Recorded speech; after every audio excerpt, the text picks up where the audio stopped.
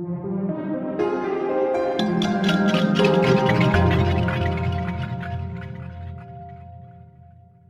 troublesome ghost. I want to tell you something. Although it can't be called a scary story, or a story at all. Rather, it's just scraps of my memories of my childhood and of the ghost. Until I was 8 years old, I lived with my parents in an old apartment, which was given to us by my grandmother. It was a typical Khrushchev one-room apartment. Nothing out of the ordinary, except a housekeeper. The most interesting thing was that both my father and mother were somehow cool about it all. No one paid much attention to it. For example, every time we came back from the dacha, the helflings, which in peacetime were hanging on the wall, were scattered in the kitchen. When we were gone for days, drawers with spoons and forks could be pulled out and knocked over. My mother would immediately silently start putting it all together, and without saying a word, my father would go into the hall and turn on the TV. Occasionally, when my father was late at work, books would fall out of the closet. I remember my father conducting an investigative experiment. He was beating with all his might against the wall on the opposite side, and shaking the cabinet itself. But the shelves were very wide, and shabby books with faded covers were close to each other.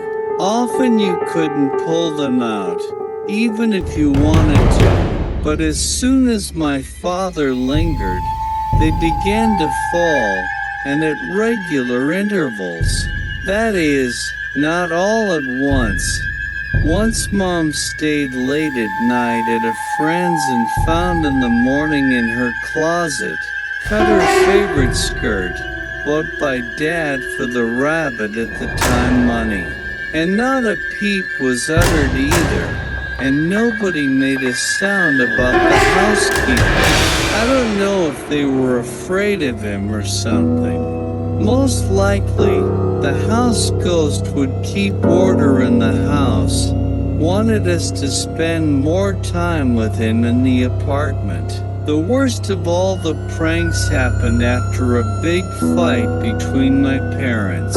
They fought all morning, and then went to different rooms. Or rather, my father went into the garage and my mother into the kitchen. I sat in the hall, playing with 2 cars. One, as I remember now, had 2 front wheels torn off, and the other had no body. What a happy childhood. So, my mother called me to go for a swim. She had already drawn water into our old cast-iron bathtub with yellowed enamel. I had hardly undressed and climbed inside when something rumbled in the hall with such force that my mother screamed. It turned out that our Czech crystal chandelier had fallen. It had fallen exactly where I had been sitting less than a minute before. But then throughout all the years my parents never fought. Apparently, they developed some sort of habit. And when I was in 8th grade, my father was given a long-awaited apartment from work to improve living conditions. And we moved in. There were no domestics at the new place of residence. Visits of a house spirit. This mystical story began when I wanted to change jobs. In the meantime, I continued to work in my old place and did not remember the documents left at the other firm for review. One night an incident happened to me. It was about 11 o'clock at night when I turned out the lights. I always had a street lamp shining in my window, a red light on my television set, and after a while, the light outside the window went out, and something started to stir around me. Then I heard small, stomping footsteps on the closet. A jumping sound followed, and I noticed that the room was completely dark. Not even the light bulb on the TV was on. I blinked. When I opened my eyes, I was horrified. In front of me on the floor, there was something as small as a 2-year-old child, bald, eyes bulging, naked. It looked like a baby in some way. I tried to scream, but I couldn't. My voice just wasn't there. That someone was standing there watching. And then my head snapped off the pillow and started wiggling in different directions. I had never been so scared in my life. He rubbed my head. Then I heard a pop, and this guest melted into a white haze. I panicked. I jumped out of the room in hysterics and spent the rest of the night in another room with the lights on and the TV on. In the morning I had to go to work. On the way, I called everyone I knew. I wanted to know what it was and why it had happened to me. The most common answer was that it was a warning about something. And indeed, even before lunch, I received a call informing me that I needed to report at 2 o'clock for the hiring contest. I was in shock. I passed the competition and got the coveted position. A week later, I had to go for approval for my position. And then on the eve of the trip, the guest came to see me again. This time I did not see him. I was lying down, reading a book. Suddenly I felt a weight on my knees. It was as if someone was sitting on them. I had another panic attack and tears. I thought, what news is there this time? But there was no answer. Then anger overwhelmed me.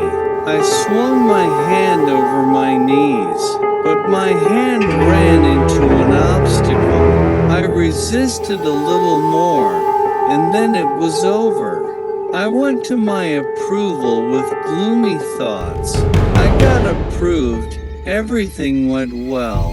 But just as I was on my way home, my mother called. She told me that my grandmother had died. I was in shock. I didn't even think they were going to warn me about it. 2 years had passed. I could already remember the incident with a smile.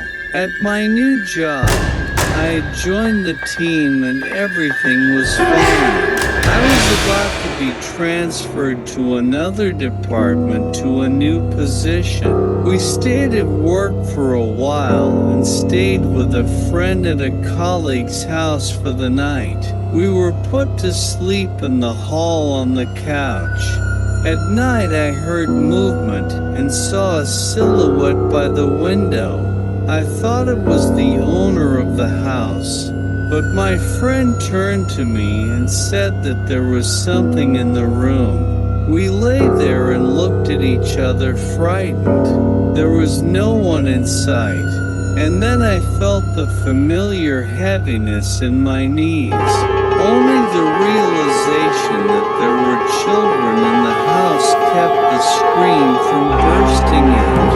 A sense of panic terror and animal fear haunted me to this day. It struck me that my friend felt it too. I knew now that I was not dreaming. When I got to work, all I could think about was last night. What had I been warned about this time? I thought it was about a job change, but I didn't. That day a young confessed his feelings to me. Subsequently, he became my husband. After all these twists and turns, I believed in the supernatural. Now I take such things very seriously. I should add that these entities appeared to me 2 more times. That was in my dreams. The first time warned of a serious conflict at work. After the second time, I found out that I was expecting a child. That's the story.